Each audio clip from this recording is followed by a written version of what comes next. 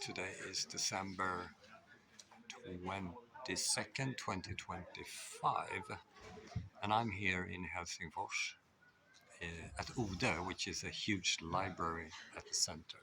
So I'll just give you a brief. So you can see it's a huge hall, and from the outside it looks actually like Noah's Ark. It's a fantastic creation. So, as you know, and this behind me is actually the city of Helsingfors.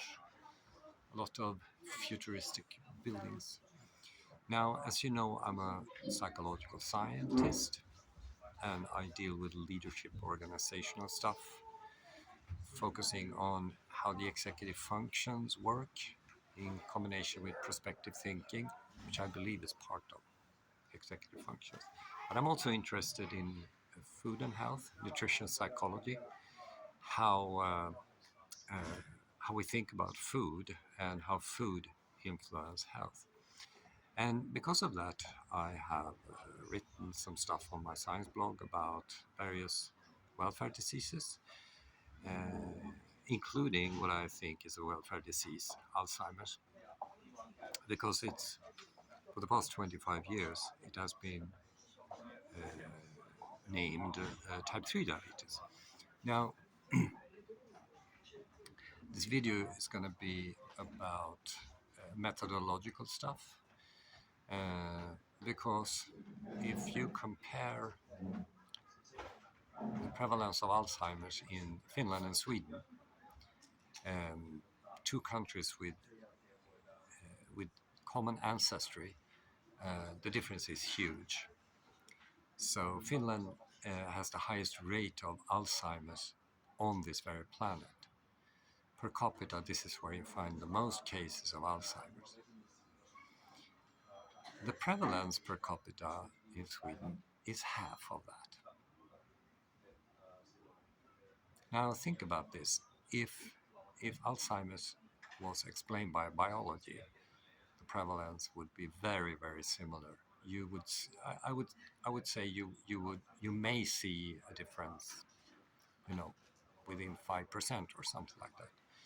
And feel free to comment on that. Now, in November, during networking, I got in contact with a guy with whom I had great conversations. We haven't really found full entrainment, if you like, but we share interests business-wise. So where I work in organizational psychology and the business things he does, which is very interesting, by the way, overlap. Now, here's the catch. His body is tilted and his face is skewed, and he has to hold his cheek with his hand when he talks. And he said this is a disease called dystonia. I have never heard about that before. And he claimed that it was neurological. I mean, that was enough for my dopamine system to, kickstart an investigation. And I used various LLMs and stuff like that. And it's true, it's centered to the basal ganglia, which actually control various body movement.